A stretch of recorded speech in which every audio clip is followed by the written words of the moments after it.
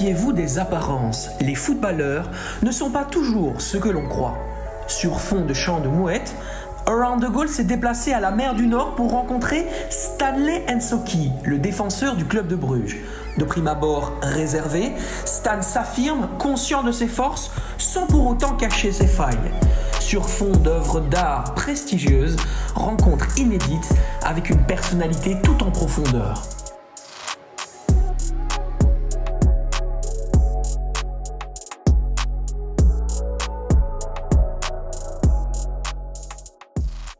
Stan, merci beaucoup d'avoir accepté de répondre à mes questions. Évidemment, on va faire le tour de ta vie, de ta carrière, de toute l'histoire, de qui tu es en fait en réalité. Et on va démarrer avec forcément Poissy, le 78. Tu es né là-bas, évidemment. Et après, tu as grandi derrière du côté de Roissy-en-Brie. Quel est le premier contact que tu as avec le football? À l'époque, ma mère qui m'a inscrit au football parce que je prenais du plaisir dans la cour de récréation et comme tout petit garçon de mon âge, je voulais jouer au foot que ce soit à la récréation, à la cour de cantine, etc. Et ce qui se passe, c'est que chaque début de septembre, ma mère me proposait à mes sœurs et moi quel sport on voulait faire cette année. Et je lui ai répondu, moi, maman, cette année, je vais faire du foot. Donc, et c'est de là que c'est parti, quoi. C'est parti de là. Ok. T'as jamais voulu faire un autre métier? T'as toujours voulu être footballeur? À l'époque, moi, je me suis jamais posé la question. Il y a certains qui disent que c'était leur rêve d'être footballeur. Moi, c'était pas spécialement mon rêve, mais c'était surtout, comme je te l'ai dit, une activité extrascolaire. Ouais. Et on va dire, ça m'est presque tombé dessus. C'est parce que j'étais un peu dedans et au fur et à mesure, j'ai pris du plaisir. Je suis parti en centre de formation et de fil en aiguille, ça s'est bien passé pour moi, Dieu merci. Mais c'était pas un rêve, on va dire, pour moi de dire je veux être footballeur, quoi. Il y a quelque chose qui je dirais, te signe en tant qu'être humain, c'est cet esprit de compétition. Ça vient depuis l'enfance, on en parlait tout à l'heure en off. Est-ce que ça vient de peut-être tes sœurs, du fait que tu es le plus jeune? Comment tu expliquerais cette espèce d'esprit de compétition, cette obsession d'être le premier qui te vient comme ça, chez toi? Ça s'est fait, je pense que je suis né comme ça, d'avoir la volonté de toujours être le premier, peut-être parce que j'avais deux grandes sœurs et que j'ai toujours voulu un peu les recopier, faire comme elles, et j'ai peut-être développé une certaine attirance pour la compétition, de vouloir être le premier, de vouloir, quand il y a quelqu'un qui est au-dessus de moi, de vouloir le rattraper. Et je pense que depuis ma tendre enfance, ça a été un peu ça, cet esprit de compétition qui est en moi. Je pense que c'est une partie de moi, quoi. Je vais te replonger dans tes souvenirs, ceux du Stan de Roissy-en-Brie qui a commencé le football là-bas. Si tu plonges un petit peu dans ta mémoire et que tu réfléchis un petit peu à cette époque, qu'est-ce que tu gardes en fait de ça, de cette époque-là? Ce que je garde de l'époque du foot à Roissy-en-Brie, ouais, c'est vraiment ce plaisir, prendre du plaisir avec les copains après l'école, c'est se retrouver après l'école 2 fois par semaine, plus le match le week-end. S'éclater, c'est vraiment s'éclater. Je me rappelle à l'époque des terrains en terre battue à Roissy-en-Brie. À partir de rien, aujourd'hui je joue peut-être sur des beaux terrains en herbe, mais à l'époque c'était des terrains en terre battue. Et à partir de rien, on prenait du plaisir, c'est vraiment prendre du plaisir avec les copains. Mais tu es supporter aussi du Paris Saint-Germain, ça il faut le dire. Donc quand tu débarques dans un club duquel tu es supporter, il y a forcément un supplément d'âme, un supplément de plaisir aussi. Décris-moi un peu ton excitation quand tu arrives là-bas. Il se passe quoi dans ta tête? T'es complètement fou, quoi. T'es tout excité d'arriver au Paris Saint-Germain. Déjà, la question, c'est que quand tu arrives, ne serait-ce même quand tu arrives à un intérêt du Paris Saint-Germain, tu réagis comment? Honnêtement, j'avais déjà fait, avant que le Paris Saint-Germain arrive, j'avais déjà fait des tests dans des autres clubs. Mais quand le Paris Saint-Germain arrive, je me dis quand même, c'est Paris, quoi. C'est quand même, je me rappelle à l'époque, mon père, il m'avait acheté un petit maillot du Paris Saint-Germain. Et parfois, quand j'allais à l'entraînement à Roissy-en-Brie, je le mettais. Et là, quand je me suis dit, bah, en fait, c'est ce club-là que j'ai sur l'écusson que j'ai, qui m'invite à faire des tests en détection et tout. Et je me suis dit, C'est ouf. un peu, quoi, tu vois. Je me suis pas dit c'est ouf, mais je sais plus c'est quoi le sentiment. Je me suis dit, franchement, Ouais, c'est ça. c'est pas rien. Indescriptible en tout cas. C'est pas rien. C'est pas rien. Donc, moi, je vais faire les tests. Et je me rappelle que je crois, quand je fais les tests, j'étais pas non plus dans un grand jour. Mais quand j'avais discuté avec un recruteur, il me disait que c'est vrai qu'on n'a pas vu que tu étais totalement libéré comme quand tu jouais à Roissy, mais on a vu le potentiel qu'on voulait voir. Et après, ça s'est fait naturellement. Bon, maintenant, du coup, on arrive au moment où tu es Titi parisien. Ça y est, c'est les aventures de Stan qui commencent. Forcément, il y a beaucoup de personnes qui parlent de l'environnement à Paris. Donc on dit à l'environnement, il faut faire attention parce qu'il y a beaucoup de dangers, en tout cas beaucoup de demandes, de sollicitations. Voilà, c'est Paris, donc c'est vraiment important. Comment toi, tu arrives à gérer ça? Comment est-ce que tu fais la part des choses et tu parviens à t'extraire de ce milieu qui n'est pas forcément, je dirais, le meilleur milieu propice en tout cas aux joueurs professionnels? Comment tu fais? Comment tu résistes à cette pression? Je pense que j'ai l'avantage d'être quelqu'un qui calcule pas toujours tout autour de soi. Et c'est plus pour mes proches que ça a un peu plus changé. Et après, personnellement, je suis quelqu'un qui est assez réservé. Qui est assez réservé, donc et j'ai quand même aussi été bien éduqué, donc je fais quand même bien attention à mes relations. Et jusqu'à aujourd'hui, ça m'a pas posé spécialement de problème. Et c'est surtout mes proches qui ont dû voir ça, qui ont dû voir, ah oui, maintenant on parle de Stanley, on parle même plus de Stanley, on parle d'Ensoki. Ça fait un peu bizarre, forcément pour moi aussi il y a un changement, mais j'essaie de garder la tête froide aussi. J'ai eu des parents aussi qui m'ont très bien éduqué, donc ils me disaient toujours de rester concentré, de garder la tête froide, de garder cette humilité. Et aussi dans ma famille on est croyants, donc on nous enseigne aussi cette croyance nous enseigne aussi d'être humble, parce que quand on devient assez orgueilleux ou prétentieux, c'est pas bon pour nous. Donc j'ai aussi eu cette éducation-là, quoi. C'est important que tu parles de ta famille et c'est important que tu parles de ça parce que l'entourage, d'une manière générale, est extrêmement important pour un joueur de football. Toi, tu as évidemment ta famille, tu as également un agent d'image, il y a des gens qui t'entourent, qui veulent ton bien, qui sont autour de toi pour justement te permettre de garder cette stabilité.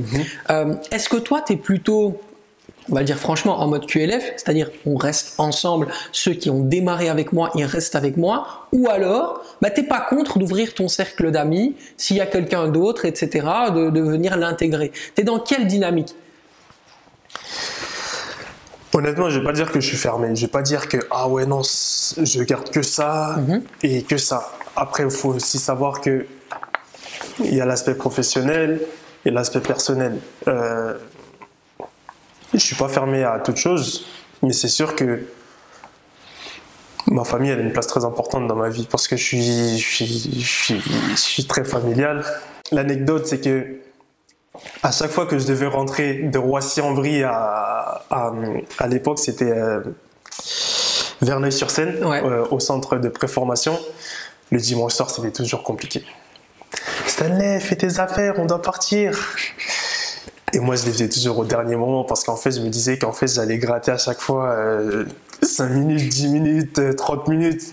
C'est rien, tu vois, mais pour moi, c'était... À la maison, j'étais dans un confort. Et si vous demandez à mes parents, ils n'étaient même pas toujours très contents. Mais aujourd'hui, on en sourit. Je suis quelqu'un de très familial. Je fais les copains que j'ai aujourd'hui, c'est des copains que je me suis fait dans mon enfance.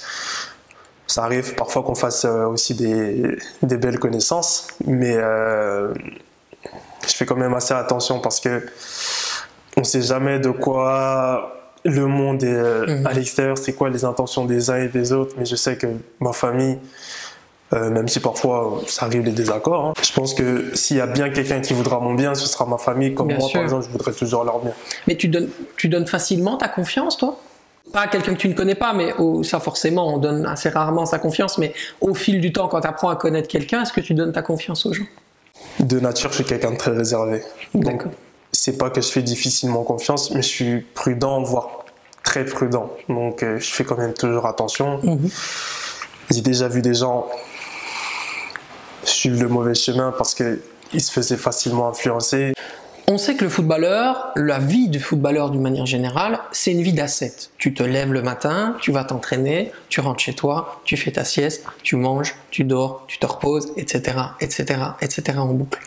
Mais il y a une chose dont on parle très peu souvent quand on est footballeur professionnel, c'est la solitude. C'est l'ennui, c'est parfois tu te retrouves tout seul, quoi. Comment toi tu gères, les Anglais appelleraient ça how do you deal with that? Comment tu gères, en fait, si tu veux, cette solitude et toi-même, tu arrives ici par exemple à Bruges, à un moment donné, ça t'est arrivé de te sentir parfois seul. Quelles sont tes astuces pour justement vivre avec ça et permettre de vivre bien avec ça? Déjà, dès l'enfance, j'ai eu la chance d'être entouré dans ma famille. Donc, j'ai jamais, on va dire, manqué de soutien ou de présence. Au centre de formation, c'était pareil. Je pense qu'on était encore plus que dans ma famille parce qu'on avait une famille d'une cinquantaine de personnes à chaque fois quotidiennement. C'est plus quand j'ai commencé à quitter le centre de formation, j'ai dû emménager tout seul. On va dire là que ça s'est fait un peu plus ressentir parce que j'habitais seul. Ma famille vivait de l'autre côté de Paris, moi j'habitais un peu tout seul. C'était différent, avoir, on va dire, une vie à la maison un peu solitaire. Au début c'était pas facile. Mais j'ai toujours quand même compté sur le soutien de mes proches. Et voilà, après je suis aussi quelqu'un Mais tu as des astuces pour gérer au quotidien? Je suis quelqu'un de très croyant. Donc ça m'aide aussi à surmonter parfois certaines difficultés de la vie. Je pense que la solitude, c'est pas agréable. Je pense que personne n'est fait pour rester tout seul. Mais la foi, ça m'aide aussi à avancer dans la vie parce que parfois on rencontre des difficultés malheureusement dans ce monde, mais rien n'est impossible. Et parfois j'essaie aussi de relativiser, de me dire que demain sera meilleur. Et on avance avec et au fur et à mesure on prend de la bouteille et on va dire je suis un professionnel de la solitude peut-être maintenant, mais c'est une des astuces aussi qui me sert énormément. Est-ce que tu considères qu'on n'a pas été juste avec toi? Dans ta carrière, à un moment donné, j'ai vu beaucoup de critiques concernant Stan N'Soki. Il y a eu beaucoup de personnes qui se sont portées, que ce soit sur les réseaux sociaux ou même des confrères, etc. À un moment donné, moi j'ai le sentiment parfois qu'on t'a un peu sous-estimé. Est-ce que toi tu as ce sentiment-là aussi? Honnêtement, je me sens pas sous-estimé. Peut-être que si les journalistes ou des gens qui pensaient ça, peut-être qu'ils attendaient certaines personnes. Moi, comme je l'ai dit, je pense pas que j'étais le plus talentueux.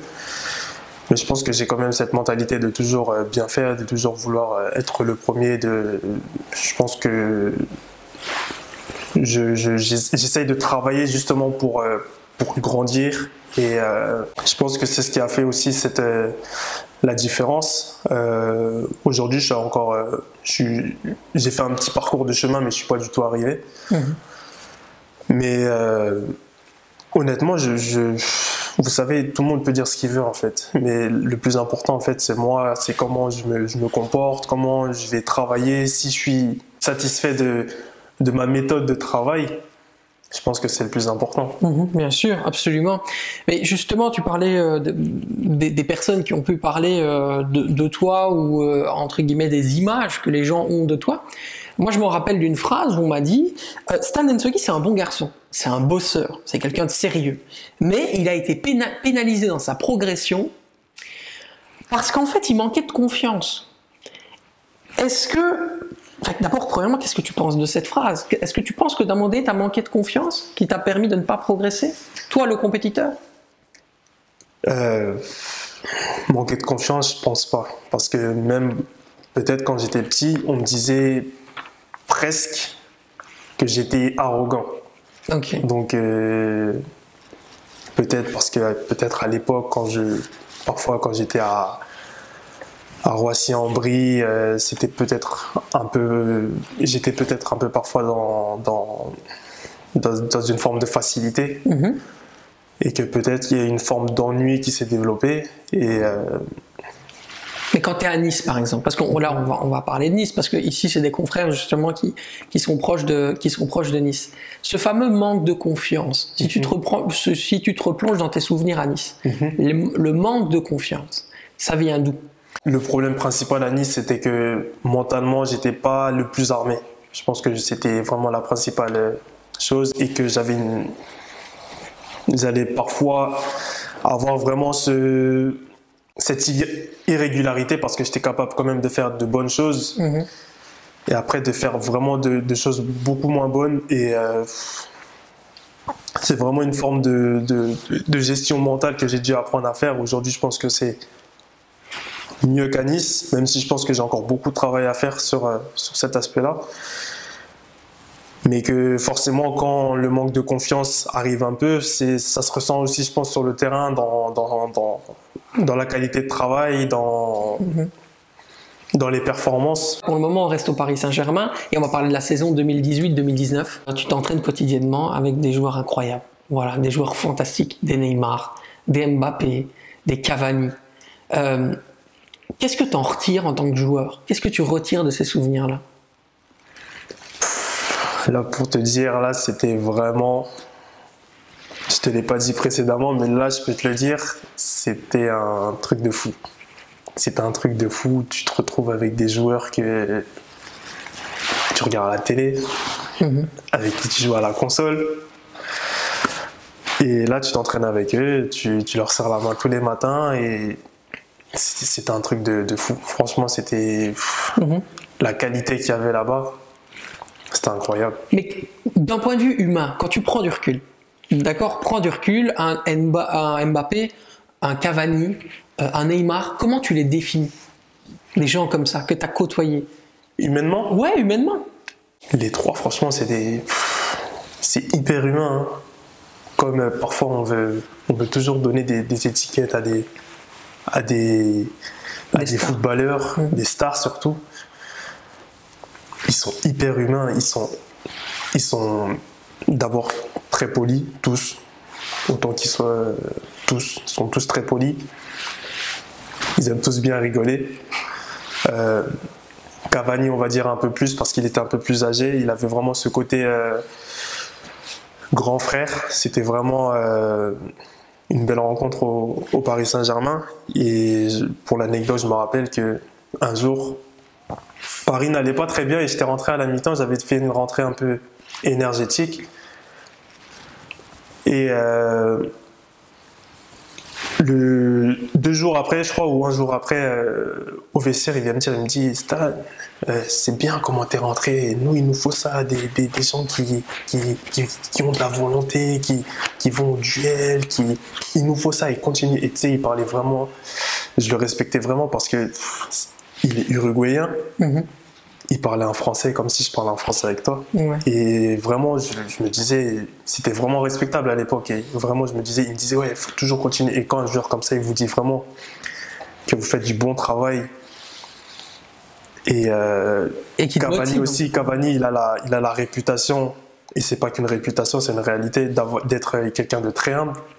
Quelqu'un comme ça qui vous fait ce genre de compliments. Il faut garder la tête froide et continuer de travailler. Et franchement, ça m'a fait beaucoup de bien parce que tu sens aussi que ton travail il est reconnu, même par tes coéquipiers et des coéquipiers comme Cavani. Cavani au PSG aujourd'hui, c'est une légende. Mais tu vois, là, tu parles de souvenirs incroyables. Ça doit être en tout cas un truc de fou à vivre. Est-ce que tu te souviens de moments où tu t'es dit, ok, là, en parlant de ces joueurs-là, on est sur une personnalité très particulière? Un Mbappé, un Neymar. Tu te souviens de moments vraiment où tu t'es dit, ah, ok, là, ce mec est spécial? Non, franchement, c'est vraiment sur le terrain. C'est vraiment sur le terrain parce que, comme je vous ai dit, en dehors du terrain, c'est monsieur tout le monde. C'est monsieur tout le monde. Ils sont simples, ils aiment rigoler, ils parlent avec tout le monde. Peut-être que on pourrait penser que, je sais pas, un joueur comme Neymar, qui à l'époque, je pense qu'il comprenait, mais il parlait pas spécialement français, on peut croire qu'il se dit ah, lui, il va faire le mec un peu hautain. Pas du tout. S'il faut taquiner même un jeune comme ça, il va le faire. Et c'est toujours bon enfant. Ils sont très humains. Et là où tu vois que vraiment, en fait, ils sont spéciaux, c'est vraiment sur le terrain. Quand je voyais Kylian, comment il maniait le ballon, il accélérait sur le terrain, il avait vraiment cette volonté. Par contre, chez lui, je pense que c'est pas normal de toujours vouloir marquer. Là, tu te dis, il y a quelque chose de spécial. Quand Cavani, pareil, il veut toujours marquer. Il fait des appels, mais même si parfois c'est des appels où il n'est pas servi, c'est toujours à 120%. Neymar, pareil, quand il touchait la balle, c'était une facilité technique, forcément il est au-dessus de la moyenne, c'était incroyable, mais vraiment en dehors du terrain. Monsieur tout le monde, poli, il rigole. Tu vois, c'est fou que tu me parles de ça parce que quand on parle d'eux dans la presse, on a tendance à dire que ce sont des gens qui forment des clans, qui avaient le clan brésilien, qui avait le clan argentin, qui avait le clan des Français. Par exemple, à l'époque de Thomas Meunier, on disait beaucoup que Thomas Meunier n'avait pas spécialement une bonne relation avec Neymar, ce qui par la suite s'est avéré être faux. Toi, tu as vécu ça, cette espèce de division comme ça au Paris Saint-Germain, tu sentais ou c'était pas du tout le cas? Pour l'anecdote avec Thomas Meunier, j'ai jamais entendu ça déjà et j'ai jamais vu ça ou vécu ça dans le vestiaire. Mais forcément, il y a peut-être qu'ils vont un peu plus se retrouver entre eux parce qu'il y a la culture, ils ont la même culture, ils parlent la même langue. Mais de là à parler de clan, c'est abusé. Je pense que dans toute structure professionnelle ou structure de groupe, il y a forcément certains qui ont plus d'affinité avec d'autres. Et c'est normal. Peut-être que moi, j'étais beaucoup plus proche des jeunes joueurs qui venaient du centre de formation avec moi, avec qui j'ai passé déjà peut-être 3, 4, 5 ans de ma vie avec eux. Forcément, il y a des affinités qui se créent. Mais de là à parler de clans, les médias, parfois, veulent toujours présenter les choses comme elles ne le sont pas, surtout au Paris Saint-Germain. Ils les aiment en fait. C'est parce que, comme on dit, qui aime bien châtie bien, donc ils aiment parler sur le Paris Saint-Germain. Ils savent que le Paris Saint-Germain, ça fait parler. Ils aiment. Parler de clans, c'est inconsidéré en tout cas. Pour moi, c'est pas une histoire de clan. Forcément, il y a des affinités, mais moi, ça m'a pas empêché, par exemple, de parler parfois avec Thiago. C'est sûr que c'était peut-être pas tous les jours, mais quand je parlais avec Thiago, quand je parlais avec Eddy, que je parle avec peu importe, franchement, je sais même pas qui désigner, mais il n'y avait pas de barrière à dire de là parler de clan. Je pense que c'est un peu trop. Il y a deux périodes assez dures dans ta carrière. Tu as eu des très belles périodes, on en a parlé. Et il y en a une autre où, effectivement, au début, dans cette saison 2019, tu fais un match magnifique, tu fais un classique français face à l'Olympique de Marseille, exceptionnel. C'était une défense à 3 qu'avait mis en place Thomas Tuchel, face notamment à Florian Thauvin, où tu es très très bon dans ce match-là. On te met en avant, c'est vraiment le moment où, entre guillemets, tu es en train vraiment de monter en grade, Thomas Tuchel te fait confiance, etc. Et puis par la suite, tu fais des bancs du côté de la Ligue 1, et puis même, il t'est arrivé de jouer avec la nationale, enfin la réserve, où là, on sent que mentalement, en fait, t'es pas à 100%.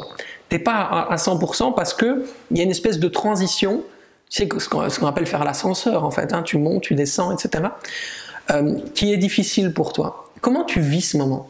Je pense que ça fait partie du truc, parce que je pense que quand tu sors du Paris Saint-Germain, avec tout le respect que je leur dois, c'est peut-être pas comme un autre club français.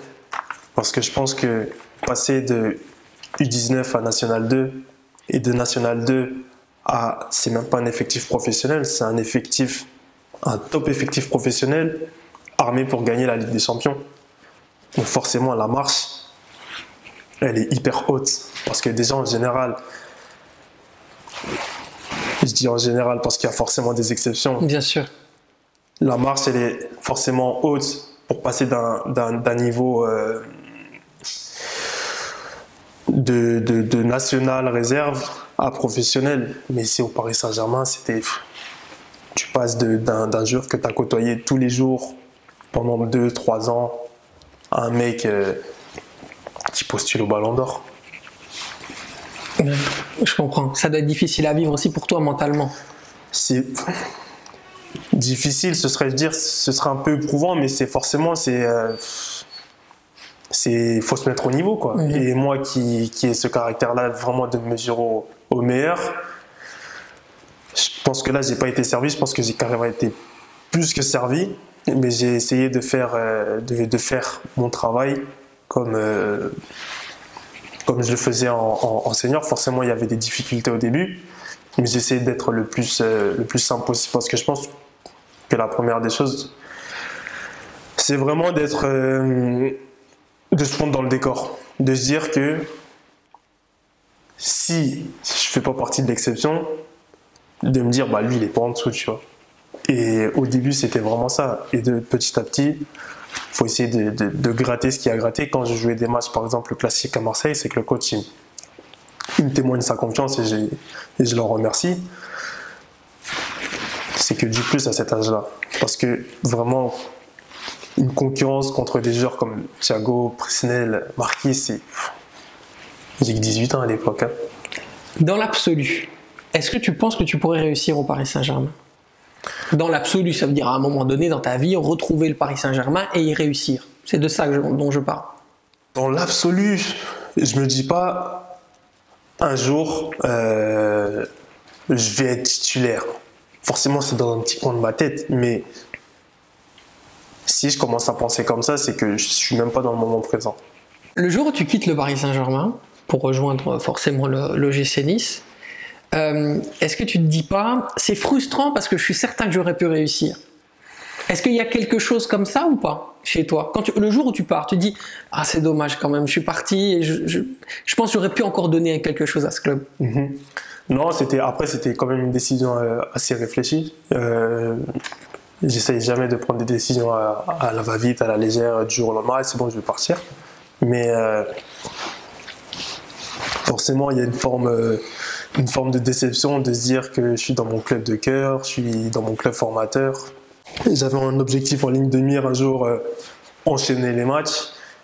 Et à ce moment-là, je pensais que c'était vraiment très compromis. Et surtout qu'en deuxième partie de saison, j'ai beaucoup moins joué qu'en première.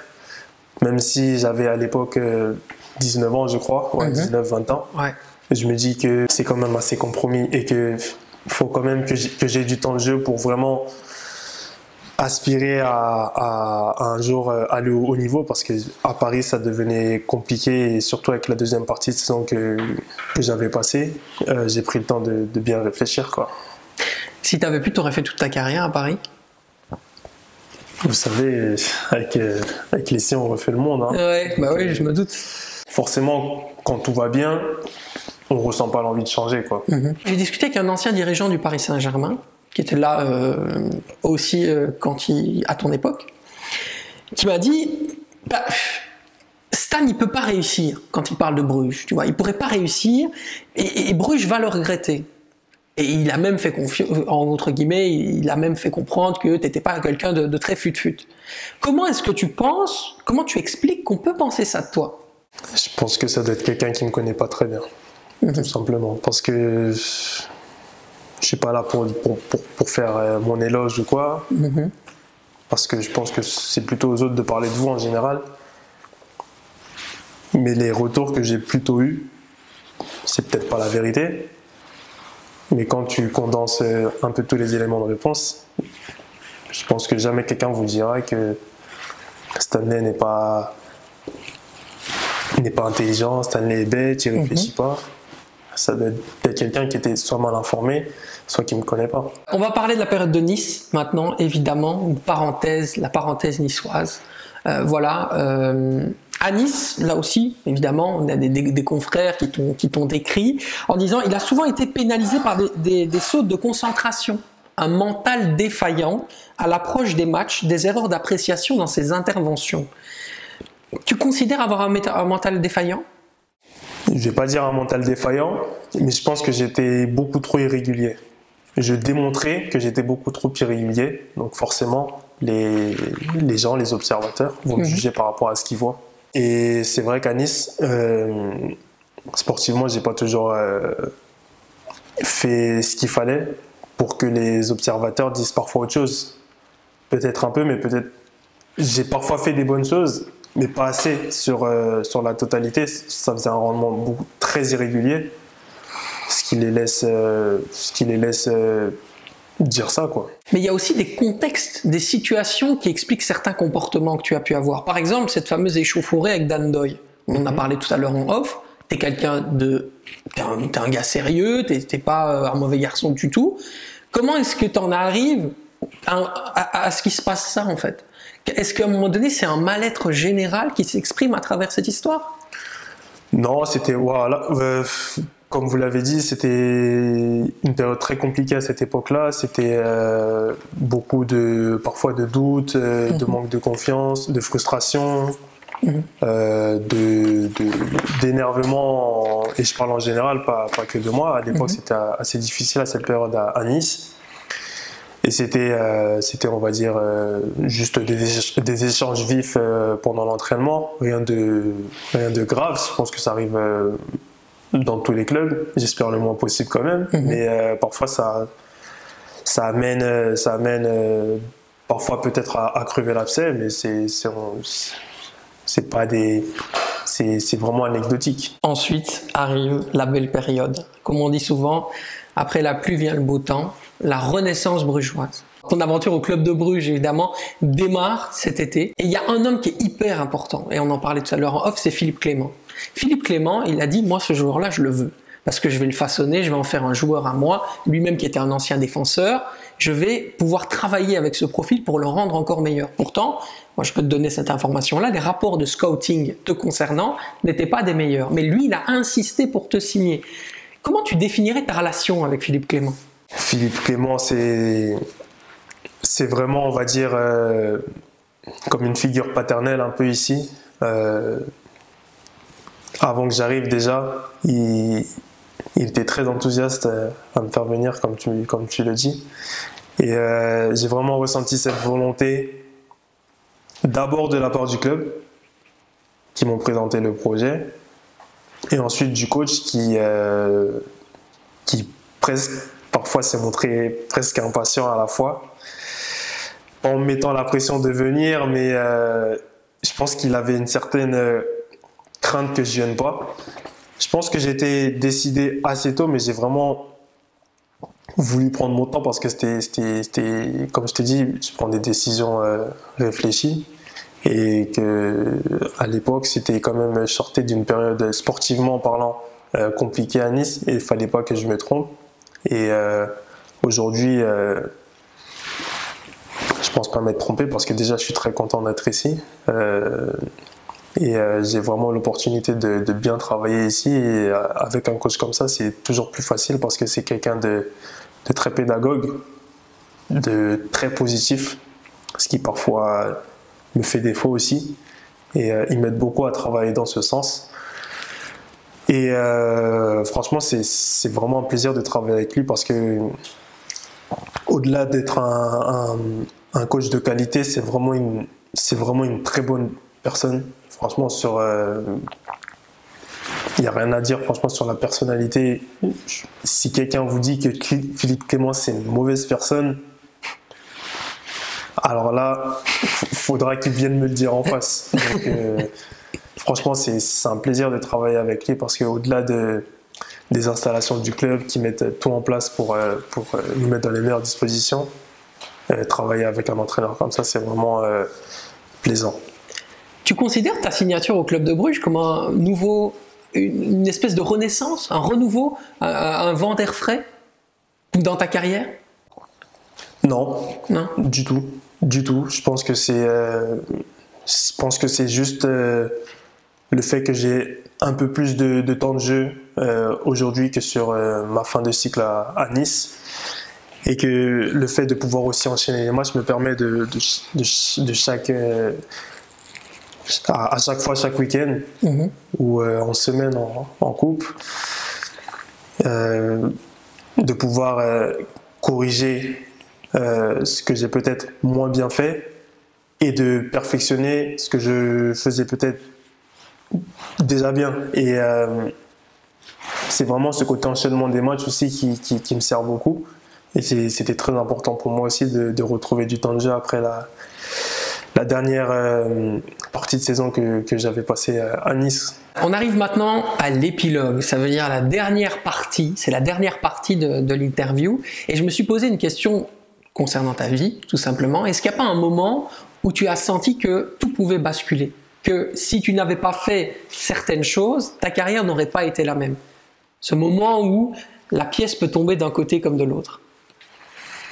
Forcément, j'ai pas envie de refaire le monde, mais je pense que si je vais pas m'inscrire à l'US Roissy avec ma maman, ça se passe pas de la même manière, parce que je pense que c'était comme ça. Et peut-être que je me serais inscrit l'année d'après, peut-être que je me serais jamais inscrit.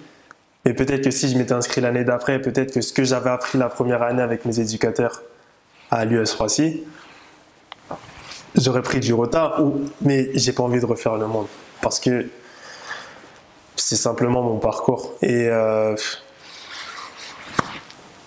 aujourd'hui, c'est juste des souvenirs merveilleux, quoi. On va terminer cette interview par ce qu'on appelle la carte blanche. Alors la carte blanche, c'est quoi? C'est simplement Stanley Nsoki qui parle à la caméra qui est juste en face d'elle, donc derrière moi, et qui pose une question, en tout cas qui répond à la question que pourrait se poser toute une série de personnes qui te regardent aujourd'hui.